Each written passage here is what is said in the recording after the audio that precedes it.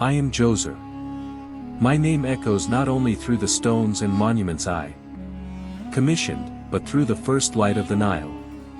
I was born in Upper Egypt at the beginning of the 27th century BCE, in a newly united land that was both secure and full of responsibility. My mother was a wise woman, keeper of the sacred traditions of the royal line, and my father taught me that a king's duty is to serve both the gods and the people. My childhood unfolded in the shadow of the palace, yet when I turned my gaze to the Nile, I delighted in observing the lives of my people. The hard-working hands of farmers, the patient waiting of fishermen, and the meticulous craft of artisans showed me the weight of the responsibilities I would one day bear. My education encompassed both rituals and governance. In the temples, priests taught me hieroglyphs, the names of the gods, and the meaning of sacred ceremonies. In the palace, I learned the arts of war, administration, and communication with my people. I understood early that wisdom and power are inseparable. Questions constantly stirred my mind.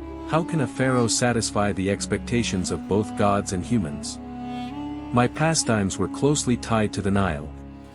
I loved drifting in my small boat, watching the sunrise spill across the waters, bringing a sense of calm and reminding me of my duties. I feared darkness. The labyrinthine corridors beneath the palace and the shadowed rooms of the temples were frightening to me as a child. Perhaps that fear made me cautious and vigilant as a ruler.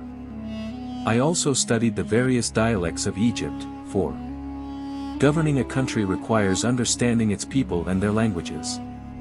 When I ascended the throne, the newly united Egypt still needed order. I prioritized the safety of the people, the regulation of the Nile's floods, and maintaining balance between temples and governance.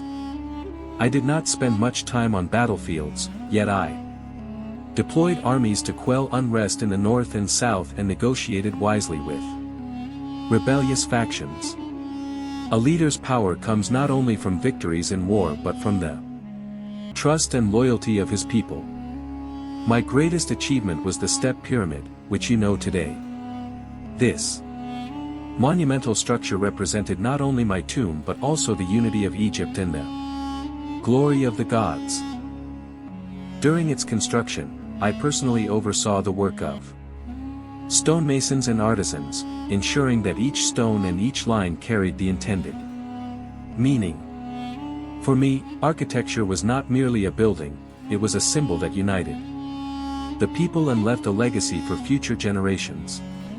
My policy was simple: my people must be strong, the Nile must be fertile, and the balance between gods and humans must be preserved.